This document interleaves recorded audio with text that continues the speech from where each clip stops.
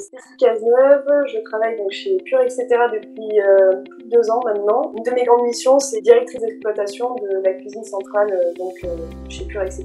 Hors situation Covid, la cuisine centrale, donc en termes de capacité de production, c'est à peu près 300 000 bocaux et 300 000 pâtisseries par an. C'est une équipe entre 15 et 20 personnes aujourd'hui. J'ai choisi de suivre donc la formation excellence managériale parce que au début du Covid, donc en mars 2020, je me suis retrouvée dans une impasse dans ma posture de manager de cette équipe de la cuisine. En fait, j'arrivais pas à mettre des mots sur ce qui se passait, mais clairement ça tournait pas très rond. J'estimais que j'avais mon rôle à jouer dans le problème qu'il y avait, sauf que je savais pas ce que c'était. Je me souviens avoir appelé Vincent, donc, qui est le cofondateur de la marque et donc le président gérant du groupe, et lui avoir donné ce ressenti et lui dire voilà, j'étais perdue, je savais qu'il y avait un truc qui clochait, que ça allait pas, que j'avais une part de responsabilité là-dedans, mais je savais pas comment le régler, je savais pas par où commencer. Et en même temps, on avait quand même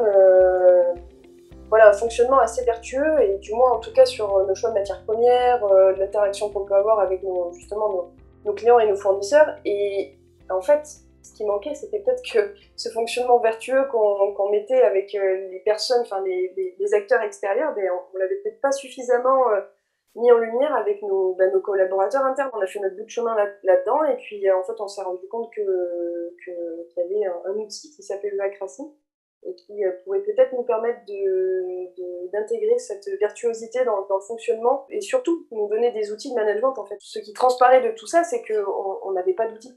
On n'avait pas d'outils pour manager des équipes, on ne savait pas comment faire, et on avait eu des cours, enfin moi je sors d'une formation ingénieur, hein, donc j'ai eu des cours à l'école, mais c'est pas suffisant, et c'est pas des outils de management, ça donne pas suffisamment de billes pour pouvoir manager une équipe. Les bénéfices que je retire de cette formation, hein, je vais en citer 3, mais je pense qu'ils sont bien plus nombreux que 3. Le premier, c'est hyper libérateur en fait. En tant que manager et donc dans le titre directrice d'une cuisine, en fait, j'avais l'impression de porter le poids finalement de ces 20 collaborateurs sur mes épaules. Alors c'est un peu triste à dire comme ça, mais c'est le sentiment que j'avais, et de devoir entraîner tout le monde. Et finalement, le fait les outils que la formation a pu nous apporter sont je vais dire, énormes, parce qu'en fait, ils permettent juste de comprendre que non, déjà on tire personne vers le haut, et que en plus, en responsabilisant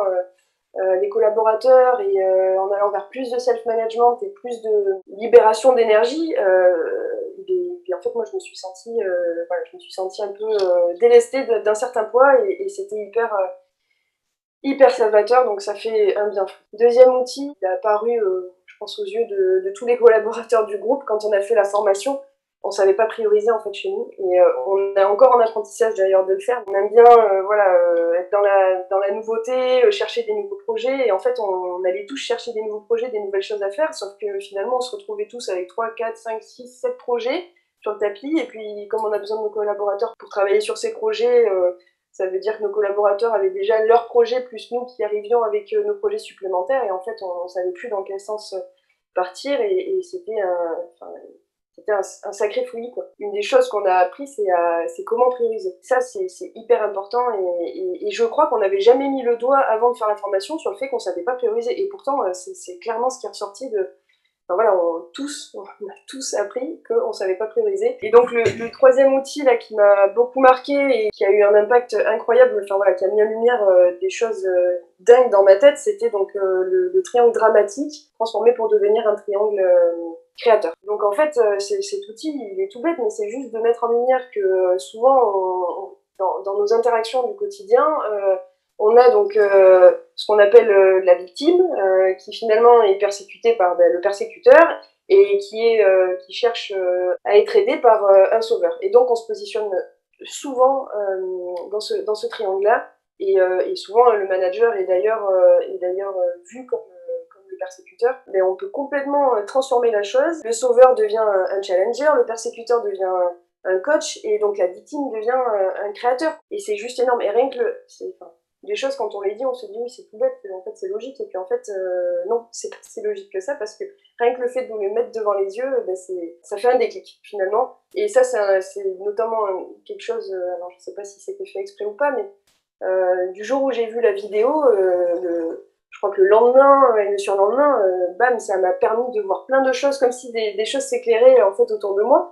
Et tac, de faire des points avec les personnes concernées, et justement, voilà, sans être agressif ou quoi que ce soit, mais discuter ouvertement de ces choses-là et mettre ça en lumière, et elles aussi leur faire toucher du doigt finalement cette vision des choses, quoi. Ça a été aussi, je pense, un déclic pour les personnes concernées. Ce que je retiens de plus marquant dans cette formation, en fait, cette formation, avant de nous donner même des outils pour manager les autres, elle nous donne des outils pour nous manager nous-mêmes. Et en fait, elle met en lumière le fait que souvent on ne sait pas se self-manager, et que on a beau avoir des postes avec des titres de dingue, et se dire, voilà, et se dire qu'en fait, on sait faire, et en fait, non, on sait pas faire parce que tout simplement, on nous a pas mis les bons outils et on nous a pas donné les bonnes lunettes. Moi, j'ai énormément appris, et je suis encore en train d'apprendre sur ma posture de manager, parce que clairement, je vais reprendre la phrase de Bernard Marie: quand on est manager, on nous apprend trop souvent à donner du poisson plutôt que d'apprendre à pêcher. Et en fait, le fait de se dire, si tu apprends à quelqu'un à pêcher, tu le nourris pour toujours, enfin pour la vie,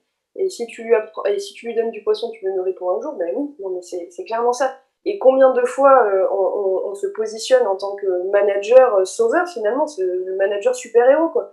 Ouais, mais j'ai un problème, j'ai tel ou tel problème, ah, ben t'inquiète pas, je vais forcément trouver la solution, et je vais me mettre une pression monstre pour trouver cette solution, parce qu'on m'a dit qu'il fallait que je trouve toutes les solutions à tous les problèmes, quoi. Et moi aujourd'hui, j'ai plus aucune honte à dire à mes collaborateurs: écoutez, je suis pas manager super-héros, débrouillez-vous. Voilà, je suis là pour vous aider, je vais vous coacher, je vais vous accompagner, mais clairement, je vois pas pourquoi j'aurais plus la solution que vous, alors que en fait, c'est ton rôle, c'est ton poste, c'est ton métier, t'es meilleur que moi là-dedans. Donc vas-y, quoi. Et voilà, et chose qu'avant, j'aurais jamais fait ça, parce que je me disais, mais non, je dois être la source de toutes les solutions, parce qu'on m'a appris que je devais représenter ça, quoi, et que je devais aussi, mine de rien, me positionner un peu en sauveur, quoi, et c'est pas du tout constructif, et ça, on se fait du mal à nous-mêmes, et finalement, en fait, on fait du mal aussi aux autres, parce qu'on les aide pas à se responsabiliser dans leur rôle. Ouais, il y a deux choses que je vais rajouter. C'est la relation client-fournisseur, qui en fait, quand on est dans une structure et quand on est dans une entreprise, on oublie complètement que finalement, notre voisin de bureau qui peut-être est à la comptabilité, et c'est notre client ou c'est notre fournisseur, et qu'on doit finalement le voir comme ça et interagir avec lui de cette façon-là, quoi. Et c'est vachement plus simple. Et la deuxième chose, c'est vrai que dans les choses que j'ai retenues et que je trouve tellement vrai, c'est de voir la structure comme un être vivant. Cette vision d'une structure en cercle, avec finalement voilà, ses propres organes, son propre mode de fonctionnement, c'est hyper puissant, et ça ouvre l'esprit sur énormément de choses. Les possibilités sont infinies quand on voit les choses de cette façon-là. Et peut-être que c'est vrai que le fait de la voir comme un être vivant, finalement, on arrête de se dire qu'elle est à notre service, et on essaye nous aussi de se mettre un petit peu à son service. Sur le format de la formation en ligne, j'ai trouvé ça super. C'était complètement adapté à de la formation en ligne. Il y avait donc ces sessions qui étaient donc des sessions de 3 heures, qui étaient finalement espacées de plusieurs jours entre deux sessions, et qui nous ont permis en fait que à chaque session, hein, on engrangeait des informations, des nouvelles compétences.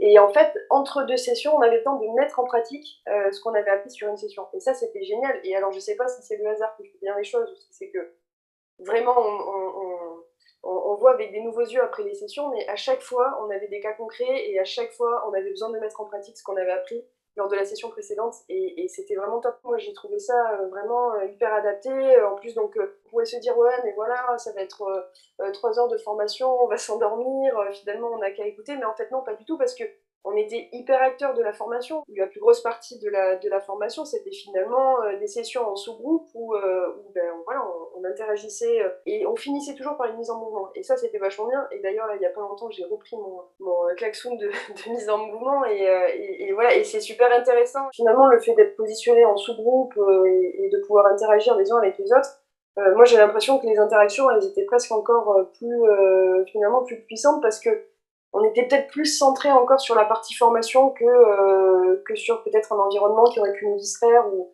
je ne sais pas. Et donc du coup, moi, j'ai pas du tout ressenti de manque au niveau de l'interaction avec les participants. Et d'ailleurs, c'était assez fort, moi je trouve, durant nos sessions de formation, parce que finalement, ce qui est ressorti, et je pense que c'est aussi parce que AGI arrive à mettre un environnement sécuritaire autour de tout ça, c'est que y a plein de choses très concrètes et finalement très, je veux dire, personnelles, mais qui restent professionnelles, mais qui sont ressorties de ces sessions. Et on a pu vraiment aller en profondeur sur des sujets, se rendre compte de choses, se dire les choses à cœur ouvert, et c'était sincèrement assez fort, quoi. On a un réseau social d'entreprise, donc c'est vrai qu'AGI a de suite créé des comptes utilisateurs sur ce réseau social, et donc dès qu'on avait une question en dehors des sessions, pendant les sessions, enfin, à tout moment, on pouvait finalement venir poser des questions sur ce réseau-là, et on avait des réponses immédiates. Je sais pas comment j'aurais vécu la formation si ça s'était fait sur 3 jours d'affilée, mais j'ai du mal à voir comment finalement on arrive à bien digérer les choses, bien les mettre en pratique. J'ai quand même un peu la conviction que ce format un peu découpé avec des temps entre 2 sessions nous permet de mieux valoriser ce qu'on apprend à chaque session. Moi j'ai la sensation qu'on fait des... Alors je sais qu'on est censé avancer petit pas par petit pas, je pense que c'est ce qu'on fait, mais j'ai quand même la sensation, et je visualise ça, qu'on fait des pas de géant en fait. En 3-4 mois là, on a grandi.